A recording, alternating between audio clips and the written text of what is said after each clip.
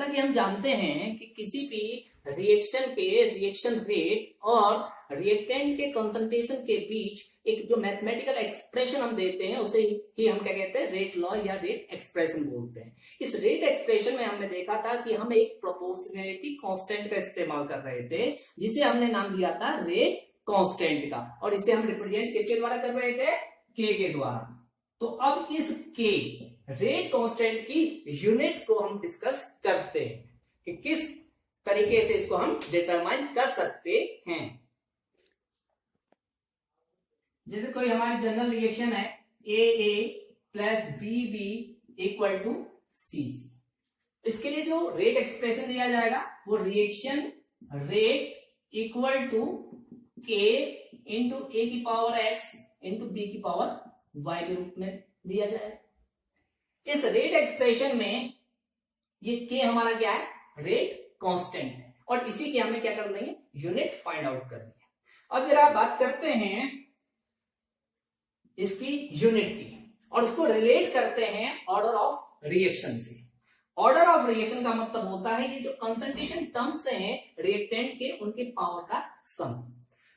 तो यहां पर हमने, क्योंकि ये ए का कंसंट्रेशन है और ये बी का कंसंट्रेशन है, इनको हमने अलग अलग लिया हुआ है, लेकिन यूनिट के केस में चाहे कंसंट्रेशन ऑफ ए हो चाहे कंसंट्रेशन ऑफ बी हो, इन दोनों की यूनिट क्या होगी, सेम होगी। तो यूनिट के लिए हम क्या करेंगे, unit of reaction rate equal to unit of rate constant के into unit of concentration power x plus Y, क्योंकि दोनों क्या है, कंसंट्रेशन टर्म है। और यदि x plus y equal to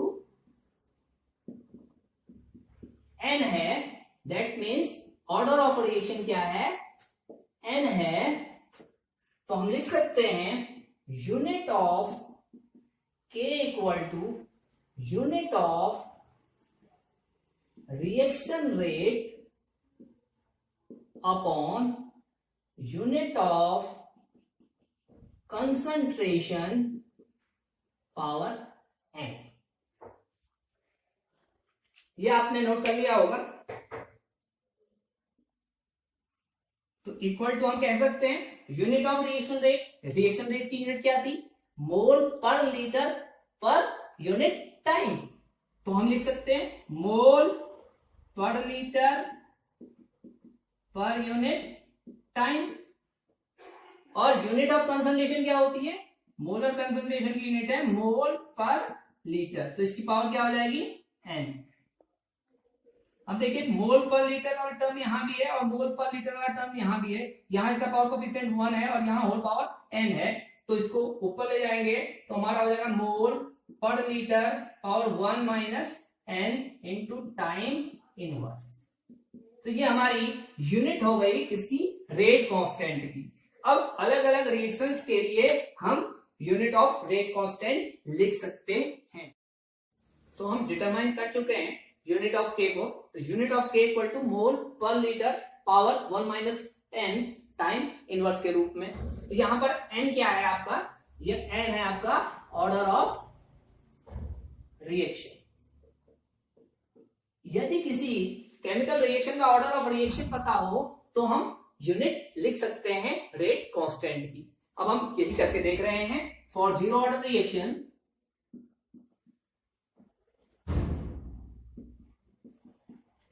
n equal to हो जाएगा 0, यूनिट ऑफ k हो जाएगी, यहां पर पुट कर लें n इक्वल टू 0, क्या हो जाएगा, मोल पर लीटर पावर 1 को लिखने की जरूरत नहीं है, टाइम इनवर्स। ये हमारी जीरो ऑर्डर रिएक्शन के लिए यूनिट होगी रेट कांस्टेंट की। इसी प्रकार फाइंड आउट कर सकते हैं फॉर फर्स्ट ऑर्डर रिएक्शन।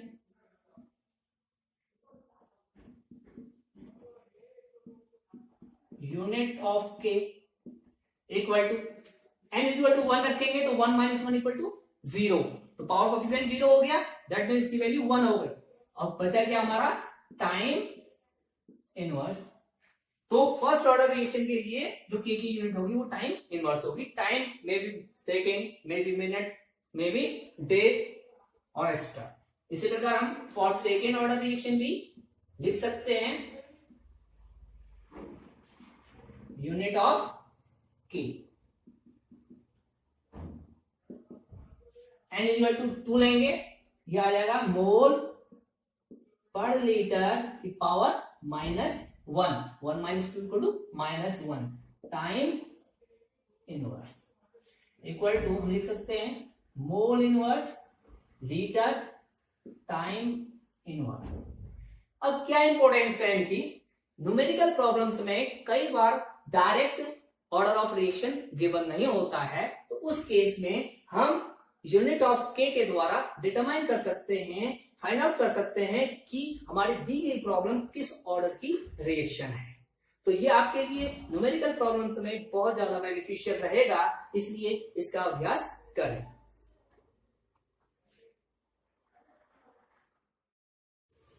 चलिए देखते हैं प्रॉब्लम के द्वारा कि किस तरीके से वेग स्थिरांक के आधार पर हम अभिक्रिया की कोटि कैलकुलेट कर सकते हैं। हमारी न्यूमेरिकल प्रॉब्लम है, एक रिएक्शन दी हुई है, उसके लिए दिया हुआ है कि रेट कांस्टेंट इतना है। अब इसके द्वारा आपको कहा जा रहा है कि order of reaction find out कीजिए। तो हम ऑर्डर ऑफ रिएक्शन किसके आधार पर फाइंड आउट करेंगे, ये वेग स्थिरांक की यूनिट के बेसिस पे, क्योंकि हम जानते हैं unit of rate constant K is given by the general expression mole per liter raised to the power 1 minus n time inverse।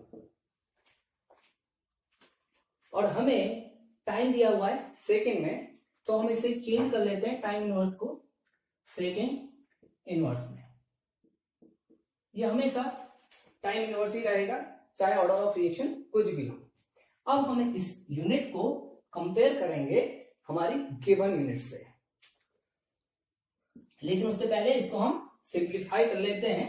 तो हमारे आ गया मोल, मोल की पावर हो जाएगी 1 माइनस एन, और एल इनवर्स की पावर भी हो जाएगी 1 minus N second inverse.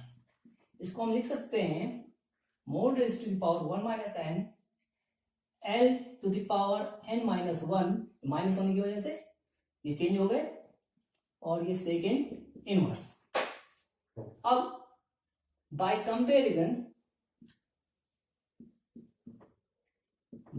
Comparing units, देखिए हमारी जो जनरल यूनिट है वो है मोल पावर 1 माइनस एन, एल की power n minus 1 second inverse. और जो गिवन यूनिट है उसको इससे कंपेयर करना है, और वो यूनिट है मोल की power -1 L power 1 second inverse. अब इन दोनों यूनिटों को कंपेयर करेंगे, तो कंपेयर करने पर यहाँ मोल की पावर कितनी है 1 माइनस एन, और ये इक्वल टू क्या है -1। इसी प्रकार से इन द सेम वे देखिए n माइनस 1 एल की पावर है इक्वल टू 1। दोनों में से किसी को भी आप ले लें और सॉल्व करें तो n की वैल्यू आप डिटरमाइन कर सकते हैं। हमने इस एक्सप्रेशन से लिया n is equal to 1 plus 1 equal to 2, that will be order of reaction. तो हमने देखा ये जो general unit of rate constant थी, इसकी मदद से हम किसी भी उस रिएक्शन का order of reaction find out कर सकते हैं जिसका रेट कांस्टेंट दिया हो, क्योंकि रेट कांस्टेंट दिया होगा तो उसमें उसकी यूनिट भी जरूर दी गई होगी। तो हम बढ़ते हैं कुछ आगे की ओर, और आपको होमवर्क के लिए हम कुछ प्रॉब्लम्स दे रहे हैं। तो आपके सेल्फ असेसमेंट के लिए मैंने कुछ प्रॉब्लम्स यहाँ पर ली हुई हैं, इन्हें आप नोट भी करेंगे और इन्हें खुद सॉल्व भी करने की कोशिश करेंगे। तो पहली प्रॉब्लम है जिसमें एक रिएक्शन दी हुई है, रिएक्शन के लिए हमारा रेट एक्सप्रेशन दिया हुआ है, और उस रेट एक्सप्रेशन के द्वारा हमें order of reaction find out करना है। सेकंड प्रॉब्लम है, सेकंड प्रॉब्लम में हमें रेट कांस्टेंट गिवन है, और इस रेट कांस्टेंट की मदद से हमें order of reaction find out करना है। थर्ड प्रॉब्लम हमने ली है जिसमें हमारा रेट एक्सप्रेशन दिया हुआ है और इस रेट एक्सप्रेशन की मदद से आपको प्रत्येक रिएक्टेंट के सापेक्ष with respect to each reactant आपको क्या करना है, order of reaction find out करना है। आई होप आप इन सभी प्रॉब्लम्स को आसानी से सॉल्व कर लेंगे। तो मिलते हैं अगले लेक्चर में।